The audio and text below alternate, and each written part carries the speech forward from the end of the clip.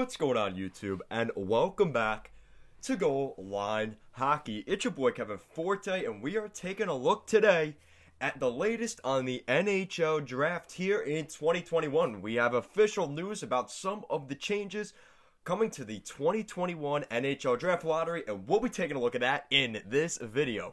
If you guys like what we're doing here at Goal Line Hockey, want to help us hit 1,000 subscribers and above, make sure to give this video a big thumbs up and even bigger. Subscribe down below and let's take a look at the latest on the 2021 NHL Draft. So, let's get right into it. So, this recent article from The Athletic has confirmed that the NHL will be having some changes to the draft lottery.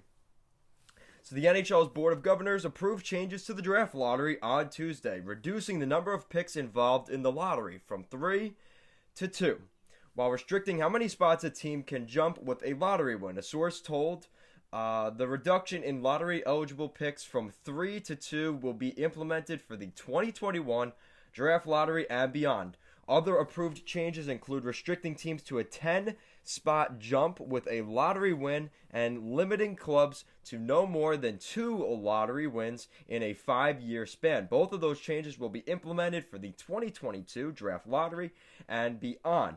The team with the worst record cannot draft lower than number 3, and only 11 teams can win the draft lottery to pick first. So, there we go. So, based off of the standings today, who are the teams that benefit from this? So, going from the top to the bottom, so we got 1, 2, 3, 4, 5, 6, 7, 8, 9, 10, 11. Okay.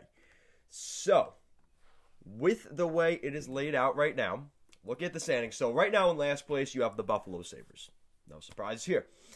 By a large margin. So, you got the Buffalo Sabres, the Anaheim Ducks, and the Detroit Red Wings. Now, there is a real possibility that the draft order stays exactly as that. The Buffalo Sabres, the Anaheim Ducks, and the Detroit Red Wings drafting first, second, and third overall in that order. But if we know anything about the draft lottery over the past couple years, you know that's probably not going to be the case.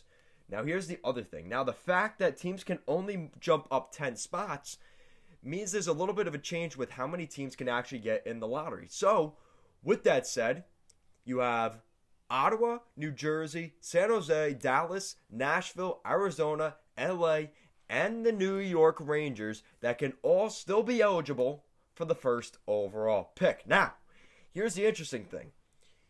The only other team that can get the second overall pick is the team ahead of the New York Rangers right now, and that is the Columbus Blue Jackets. So, that's something interesting. So, Columbus is eligible to get the lottery of the second overall pick, but they will not be eligible to get the first overall pick because they would be jumping up 11 spots. That's a no-no in the NHL's new draft lottery. You can only move up 10 spots. So that means Calgary, Chicago, those teams will not be in contention for the draft lottery.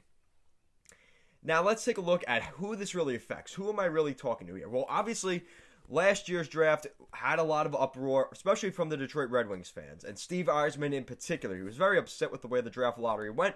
Obviously, he was the worst team in the league, and they ended up drafting 4th overall, which was a little bit disappointing. Now, they still got a really solid player in Moritz Seider. Actually, no. Who did they pick up in 2020?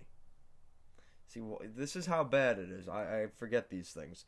2020 NHL Draft. I apologize for this, guys. 2020 NHL Draft. Yikes. Was it Lucas Raymond? Now I'm starting to remember, of course, when I pull it up.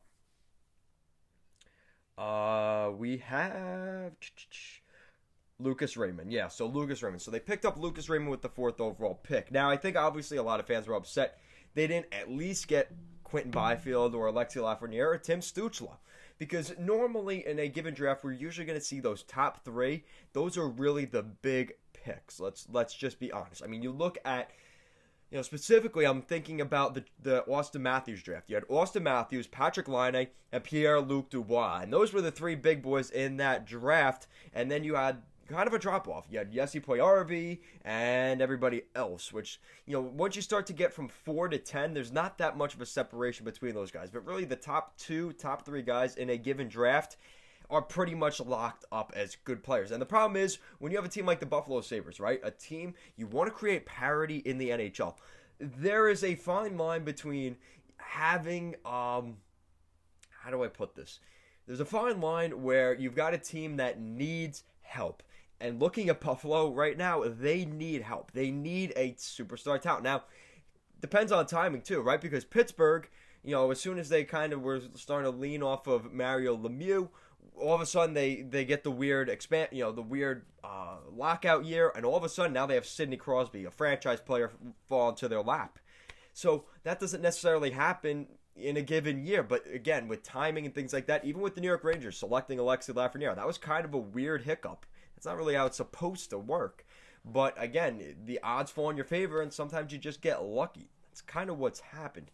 But then again, it depends. Even that year, like this year, the first overall pick is projected to be Owen Power, which is still a good player, but everybody's talking about the next great player, and that's in the 2022 draft, which is Shane Wright, who is right now playing up in the WHL. So nobody's really talking about this year. I mean, people are talking about this year's draft. Of course, I give you guys updates on the draft over the last couple months, and going into this year's draft, obviously I'll be giving more updates, but, nobody's really talking about this draft. It's more of a, there's Arttu Räty, Luke Hughes, and Owen Power. Those three guys seem to be the top guys in this year's draft, and there's no clear-cut number one right now. So it depends on the year, and the thing is, too, like the Buffalo Sabres, right? If let's say they get the first or second overall pick this year, let's say they have a bad season next year, which, let's be honest, they probably will. They will not be able to select in the top two next year or for the next 5 years, right? I think that's what this said. What is it? And limiting teams to no more than 2 lottery wins in a 5-year span. Okay, so Buffalo could win this year and next. Okay, so that makes things a little bit better. But then the next 3 years, Buffalo will be ineligible for a top 2 draft pick, which I actually kind of like. If I'm going to be honest, I actually like that, because what you're doing is you're taking away the Edmonton Oilers oil change era. That's the thing. The NHL is terrified of seeing that again, because I don't know if you guys remember, but from, I think, 2011 to 2016, I think the Edmonton Oilers had like 4 of 6 first overall picks. Nail Yakupov, Ryan Nugent-Hopkins, Taylor Hall. Shit, who's the other one? Of course, I always forget one, right? I think actually that was the 3 guys, right? Let me know down below. Am I missing the 4th guy? But the Edmonton Oilers, of course, Connor McDavid. Connor McDavid was kind of the end of the oil change. They were kind of going into a new direction at that point, but you get the point. They had 4 first overall picks in like a matter of 6 or 7 seasons, and that the NHL does not want that, because let's be honest, you look at those guys in that draft, it's not actually good for the league, because you look at your top star and players that get selected first overall. I mean, let's be honest. I mean, Ryan Nugent-Hopkins is good, Connor McDavid's good, but now Yakupov in Russia, Taylor Hall, we know his issues he's had in the NHL. So the NHL doesn't want teams to tank and then really, potentially ruin the star players that they're creating by just having a group of first overall picks on your team get the first overall pick 10 years in a row, and then nothing ends up materializing. And then you have a team like Buffalo who desperately needs that draft pick, and they haven't been tanking for that long, but this is the scenario that we end up having. So I think it's a good change, because let's be honest, Buffalo could potentially, I'm just saying potentially, let's say if they stay where they are right now, they're guaranteed at least 3rd in this year's draft, which means they'll be selecting one of Luke Hughes, Owen Power, or the other guy, who of course I forget his name, Arttu Räty. If they select one of those 3 guys, right, and let's say they draft in the top 2 next year, they could get Shane Wright and an Arttu Räty, or Shane Wright and an Owen Power, or a Luke Hughes. They could get both those guys in this next 2 years of drafts, plus Rasmus Dahlin, who they got as the first overall pick back in 2018. The Buffalo Sabres could be on the path to building something. And by falling out to top, let's just say, hypothetically, if they kept it the way it is right now for the next 2 years, even with the worst record in the league, the least amount of points, they could draft 4th overall in both of those drafts, and that would kind of hurt the Buffalo Sabres. And there's no scenario that would be happening with this scenario. So I think it's good. As a Ducks fan, quite honestly, 2nd overall pick, I kind of like the odds of that because that means worse. They're drafting in the top 5. So, and then obviously for the Detroit Red Wings, how hilarious would that be if they fall out of the top 3 now after all the changes they've made? But I think it's interesting. I think this really benefits a team like Buffalo, like I said, who desperately needs that player. They have Dylan Cousins. They have Rasmus Dahlin. They have guys like Casey Middlestad who are still on the fringe. Obviously, you have Jack Eichel. But if they're able to draft, say, an R2 Ratsu or Luke Hughes this year, and then they maybe pick up Shane Wright next year, that would be huge for the Buffalo Sabres. Or even a team like Anaheim or Detroit. You know, those teams need those guys right now because they're in a rebuild. And I think it would really help speed up the process. And it kind of forces your team to, get things going. Because let's say, right, in the next 2 years, if Buffalo gets, picks 1 and 2 in the next 2 years, well, then they know for the next 3 years they're ineligible to draft in the top 2. Which means they have no incentive to tank because they're not going to be getting that top pick. Maybe it allows another team like Chicago to get that first overall pick. Maybe Columbus, right? So I think it's a good thing. It forces parity because now Buffalo is they have their hands forced to them unless they want to select 3rd overall, which they could do. But ideally, you want to draft 1st or 2nd overall if you're tanking. And if you have no ability to do that, maybe it gives you more incentive to go out and buy and make your team more of a contender after those first 2 draft picks. You build a team around those 2 guys, and then you start to build a real winner. So, guys, let me know what you think in the comment section down below. What do you think of the NHL's new format changes? I'll just review it for you guys real quick. Basically, you're going to see the 2 top, instead of seeing 3 lottery picks like we've seen, only the top 2 picks will be lotteries. So you're going to have a lottery for the 1st and the 2nd overall draft pick, which means the worst team in the league, the Buffalo Sabres in this case, could at worst draft 3rd overall because only 2 teams could jump the Buffalo Sabres instead of 3.